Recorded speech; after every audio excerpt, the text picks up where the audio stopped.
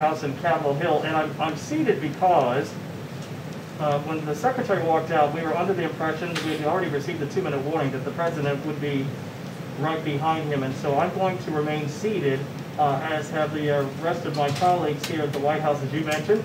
We're expecting the president to discuss the emergency use of authorization for convalescent plasma to treat COVID-19, folks who have suffered from COVID-19, and it's very interesting because apparently some 70,000 Americans have already been treated. Here now is the President of the United States. Well, thank you very much. And it's good to see you all. Hope you had a great weekend at your convention. And we're going to have a great convention coming up, and I look forward to it. But before I discuss a very historic breakthrough in our fight against the China virus, I'd like to provide an update on the recent wildfires in California and the storms in the Gulf of Mexico. Yesterday, I approved a major disaster declaration for California. Spoke to Governor Newsom as they battle two of the worst wildfires in the history of their state. That continues. The federal government has already deployed over 26,000 first responders and personnel to battle the wildfires. We're working very closely with the governor and very closely with a lot of great state representatives and local representatives, and we'll take care of the situation. But we have 26,000 first responders already. Our hearts go out to the thousands of families who have lost their homes as we grieve for the families of 2 first responders and 5 residents who have tragically lost their lives. It's been a very horrific fire, one of the biggest we've ever seen. My administration is also closely monitoring Hurricane Marco and Tropical Storm Laura, which are coming in rapidly. Hurricane Marco is expected to make landfall in Louisiana tomorrow, and Tropical Storm Laura is expected to hit Louisiana 2 days later. This is somewhat unprecedented, the scope of the storms and also the fact that they come so quickly after one another. Both storms have the potential of gathering strength before they make landfall and could cause significant damage across the Gulf Coast and also in Puerto Rico. We have everybody stationed and ready to go in Puerto Rico and the Gulf Coast, and we have tremendous people. We have FEMA is lined up, and we have the Coast Guard ready. The Coast Guard has done a fantastic job. They do such good work, and we want to thank our great Coast Guard. I'm asking all Americans in the storm's path to follow the instructions of your state and local governments very closely.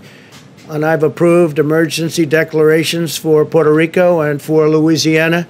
FEMA is mobilized on the ground and is ready to help. They will be in there very quickly, very, very quickly. And I spoke to Governor John Bell Edwards also of Louisiana, and I've informed him, and at his request also, a major disaster declaration is signed and ready to go. We have everybody ready in Puerto Rico, the Gulf Coast, Louisiana, and also on the forest fires in California. So we have a great team. Unfortunately, we have some very, very powerful natural disasters. On the therapeutics front, this is what I've been looking to do for a long time. This is a great thing. Today, I'm pleased to make a truly historic announcement in our battle against the China virus that will save countless lives. The FDA has issued an emergency use authorization, and that's such a powerful term, emergency use authorization for a treatment known as convalescent plasma. This is a powerful therapy that transfuses very, very strong antibodies from the blood of recovered patients to help treat patients battling a current infection. It's had an incredible rate of success. Today's action will dramatically expand access to this treatment. And I want to thank Dr. Hahn and Secretary Azar. I want to thank the FDA, all of the people that have been working very hard on this. It showed tremendous potential. This is the only possible, and it's only made possible because of Operation Warp Speed. That is everybody working together. We're years ahead of approvals. We would be, if we went by the speed levels of past administration, we'd be 2 years, 3 years behind where we are today. And that includes in vaccines that you'll be hearing about very soon, very shortly. To deliver treatments and vaccine to save lives, we're removing unnecessary barriers and delays, not by cutting corners, but by marshaling the full power of the federal government. We provided $48 million to fund the Mayo Clinic study that tested the efficacy of convalescent plasma for patients with the virus. Through this study, over 100,000 Americans have already enrolled to receive this treatment, and it has proven to reduce mortality by 35%. It's a tremendous number. The FDA, MIT, Harvard, and Mount Sinai Hospital have also found convalescent plasma to be a very effective method of fighting this horrible disease. Based on the science and the data, the FDA has made the independent determination that the treatment is safe and very effective. Recently, we provided up to $270 million to the American Red Cross and America's Blood Centers to support the collection of up to 360,000 units of plasma. In late July, we launched a nationwide campaign to ask patients who have recovered, and these are patients that have been incredible the way they've donated. But these are people recovered from the virus to donate plasma. Since then, weekly plasma donations have doubled.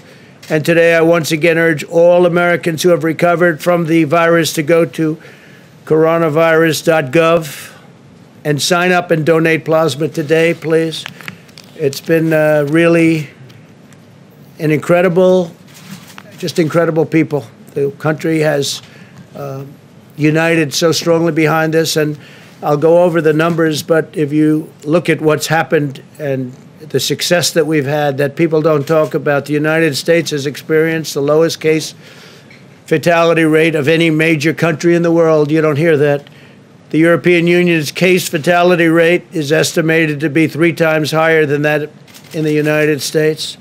Europe has seen 33% more fatalities compared to a typical non-pandemic year than the United States. And I just want to ask two of our people that have done such a fantastic job, Alex Azar and Stephen Hahn, to say a few words. And Stephen, I want to thank you because the FDA really stepped up, and especially over the last few days in getting this done. The results have been incredible, and I think you'll see the results even go up very substantially. So we appreciate it, and maybe I'll ask Alex to go first, and then Stephen. Thank you very much, Alex. Well, thank you very much, Mr. President. Thanks for the bold leadership that allowed us to deliver this very happy news today. Thanks to your all-of-America approach, America has done more than any other country to expand the arsenal that we have to battle COVID-19. And thanks to early efforts by your administration, Americans have broader access to these treatments, including convalescent plasma, than patients anywhere else in the world. In early April, early in our fight against COVID-19, the FDA, BARDA, the Mayo Clinic, and other partners sprang into action to set up an expanded access protocol for this promising treatment. President Trump is the right-to-try president, and he's fought hard to ensure that Americans can have access to promising COVID-19 treatments. Convalescent plasma has been a tried-and-true therapeutic method in prior outbreaks, but the president wanted to ensure that we develop the data to support its use, and this FDA authorization is one result of that effort. The data we gathered suggests that patients who were treated early in their disease course, within 3 days of being diagnosed, with plasma containing high levels of antibodies, benefited the most from treatment. We saw about a 35% better survival in the patients who benefited most from the treatment, which were patients under 80 who were not on artificial respiration. I just want to emphasize this point because I don't want you to gloss over this number. We dream in drug development of something like a 35% mortality reduction. This is a major advance in the treatment of patients. This is a major advance. Convalescent plasma is one new tool that we've added to our arsenal against COVID-19, alongside remdesivir, steroids, and a number of other promising options currently being studied. Because of the President's Operation Warp Speed, we expect to have other new results and new options reaching patients as soon as this fall. Operation Warp Speed is supporting experimental therapeutics all the way through to manufacturing so that if they meet FDA's gold standard for safety and efficacy, they can begin reaching patients without a day wasted. Americans who have tested positive for and recovered from COVID-19 can go to coronavirus.gov to find out a quick, convenient way to play a potentially life-saving role in our fight. Know if you donate plasma, you could save a life.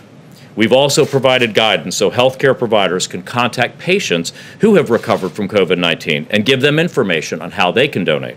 So thank you again, Mr. President, for supporting this remarkable progress against COVID-19. And I want to thank Dr. Hahn, Dr. Marks, and the entire team at the FDA for the speed with which they've approached this, the diligence to ensure that this meets the standards at FDA. And I'll turn it over to Dr. Hahn if that's okay, Mr. President. Thank you very much. Please, Doctor.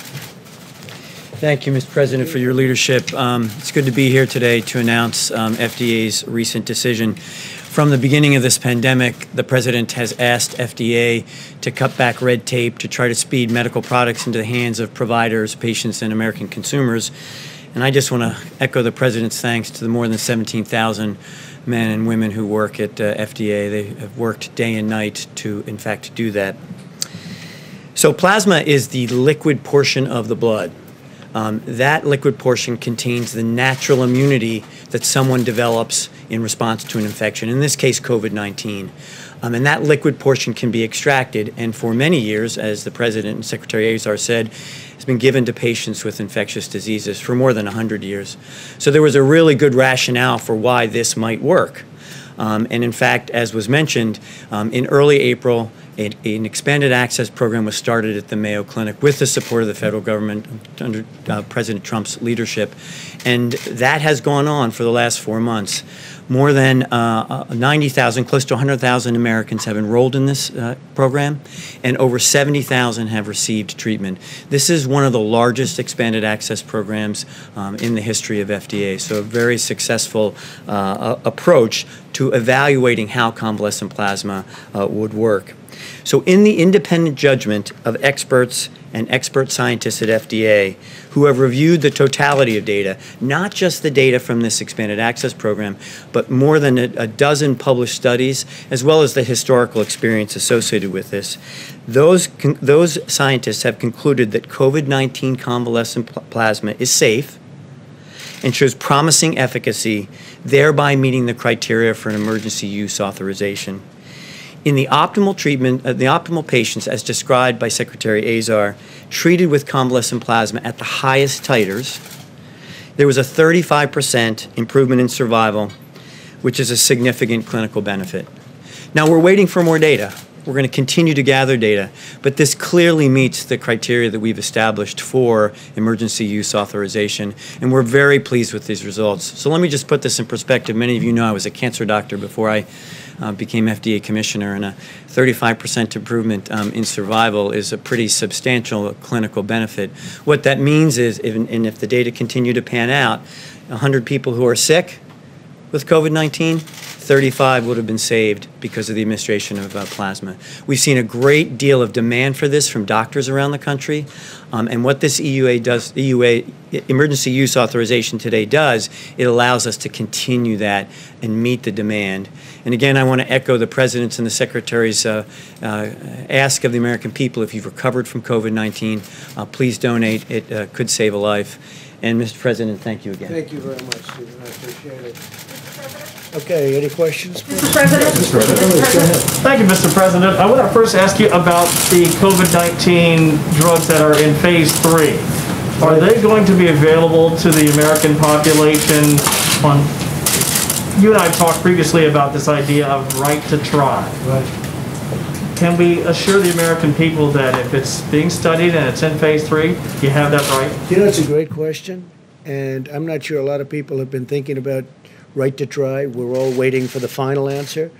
And maybe I could ask Stephen, but I would say that right to try is exactly if somebody is virtually terminal, in other words, they're not going to make it, and if we have these incredible therapies and drugs that are happening, Alex, I think it's a very interesting question. I congratulate you for that question, because I think we're all waiting for that exact final endpoint. What about that, Stephen? We have all of these great, seemingly great answers that are ready to come out, but because of the process it takes, can we use some of this early under right to try, please? So it's a really good question. And of course, it all depends on the clinical circumstances and what a doctor and a patient together decide with respect to the administration of any agent. But if you think about what happened with convalescent plasma and the expanded access program, this is exactly what happened. This program, so we have ongoing clinical trials that are randomized between placebo or an inactive substance and the convalescent plasma. While that was going on, we knew that there was great demand from patients and doctors. The expanded access program is a way of actually doing that, and fits perfectly with what the president just said about allowing people to be able to use something that we have now determined to be very safe. I think it's something we have to really consider very strongly. Yes, sir. I think it's fantastic. You should get credit for that. Thank you, Mr. President. Thank you, that's very good. Mr. President. Please go back. OAN? Thank you, Mr. President. Convalescent plasma as a treatment has been around for nearly 100 years. You mentioned Operation Warp Speed, which enabled this process to move along a lot faster. What went into the effort for this to be approved for COVID-19, and was that holdup political in nature? Well, I think that there might have been a holdup, but we broke the logjam over the last week, to be honest. I think that there are people in the FDA and actually in your larger department that can see things being held up and wouldn't mind so much. It's my opinion, a very strong opinion, and that's for political reasons. This has nothing to do with politics. This has to do with life and death. So we are being very strong, and we are being very forthright, and we have got some incredible answers, and we're not going to let them be held up, because every day is lives, and we're not going to let that happen. Okay? Very good. Thank you. Please go ahead. Mr. President, in announcing this today, you said that the FDA has made the independent determination that the treatment is safe and very effective. Yet Dr. Hahn just said it was showing promising efficacy. So which of the two is correct? Well, I think I'll let Dr. Hahn answer that question. So under our legal authority for emergency use authorization, this is not the same as an approval, but it's an authorization, and allows us to expand the access to this. And our data, we know we're going to continue to collect data. We knew that for all of our emergency use authorizations. So, for example, remdesivir, which was approved or authorized on May 1st, we're still collecting data, and we will continue to do that with plasma as well. So it's the nuances of the language around the authorization that we use and the legal aspects to it. It's a promising treatment. It's not, you couldn't say it's very effective just yet. So I would say that if you're one of those 35 out of 100 people who these data suggest or show survive as a result of it, this is pretty significant for that person and their family. Okay. This is a very big day. It's a day we've been looking forward to. Thank you very much. Great question. Was there pressure on you, Dr. Hahn, to authorize this? Dr. Hahn, could you answer that question? Was there pressure on Dr. Hahn to authorize this? You didn't answer the question. Now you answer the question.